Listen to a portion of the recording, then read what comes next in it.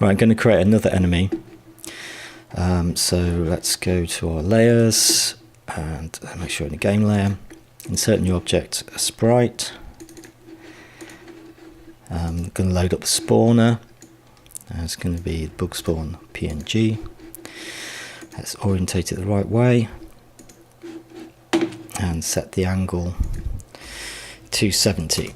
So this enemy is going to spawn closer to the center of the screen, and it's going to scale in, zoom in, as if it's coming out, sort of coming out the cloud cover, and move forwards and kind of hover about, and it's going to have a turret attached to it, which is going to shoot the player, and it's going to have a lot of hit points and be a sort of harder enemy. So we can call that bug2 spawner. Insert another sprite. This will be the actual enemy. This is an animation. Oh. Import from sprite strip. It's just a 2-frame one, similar to the other bugs. Let's orientate it the right way. Set speed 25 to loop, yes. Let's just quickly preview that. Oh, I haven't set a loop. There we go.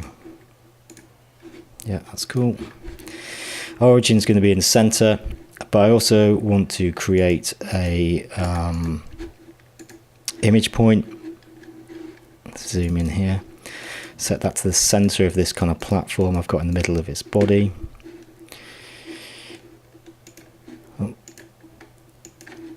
Right click on there and apply to the whole animation, so it's the same on both frames. And I want to look at the collision mask.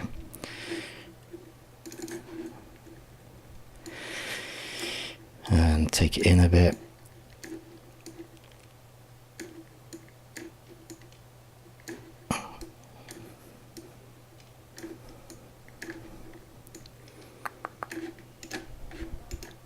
And apply to the whole animation. Yeah, that's all sorted. And then angle that to 70. Let's put it to the side and rename that sprite bug2 enemy. I'm also going to import the turret. So let's get sprite. There's no animation to this. Let's zoom in a bit. Yeah, collision mask is set okay. I want the origin point to actually be in the center of the turret, which is there. And again, let's sort the origin out. And sorry, the orientation of it, and set that to 70. And rename this turret. I also want to create some image points on this, and we're going to create 2, and I'm going to set the first one on this barrel and the second one on that barrel, because we're going to fire 2 bullets. So I'm going to go into the event sheet and going to add a new group, bug2 enemy. Press B to add a few blank events. That should be enough to start with. And then let's set up the spawn. So bug spawner compare y is equal or greater than scroll y plus 100 pixels. So it's going to come in later than the other spawning objects. Done. We need to add another condition, which is for each. I'm in case they get spawned at the same time. And we want to create an object which is the bug enemy 2 on layer 3, and bug spawner .x and .y. So let's stick a couple of these. Just going to drag and stick these all the way up here because I don't want them to interfere for now. I'm just going to create them on the same Y just so I can test the for each function. And we want to destroy the bug spawner. And with this, I'm clicked on the bug2 enemy here, and in this container I want to create a turret. So what the container does is when it creates that object, it also creates the contents of its container. So in this case it will create this little turret thing as well.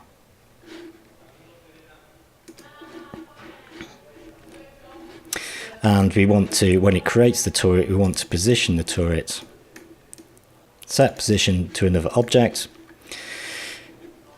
which is the bug2 enemy, and the image point is 1 that we created. So if I test that out now, you should see the spawner work.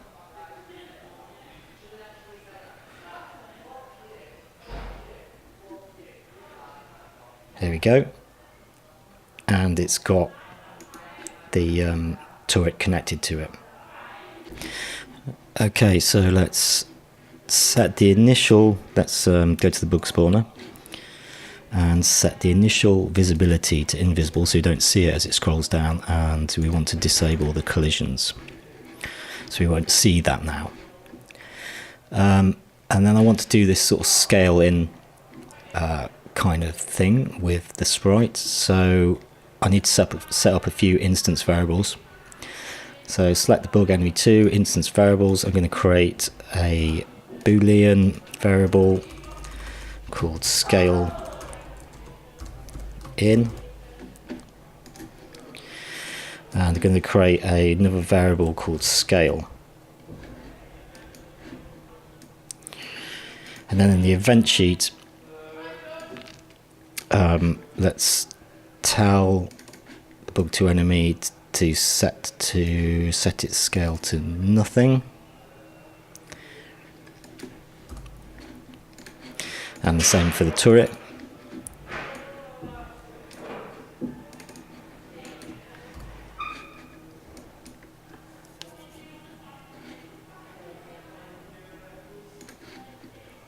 And then I want to set the Boolean variable of scale in to true.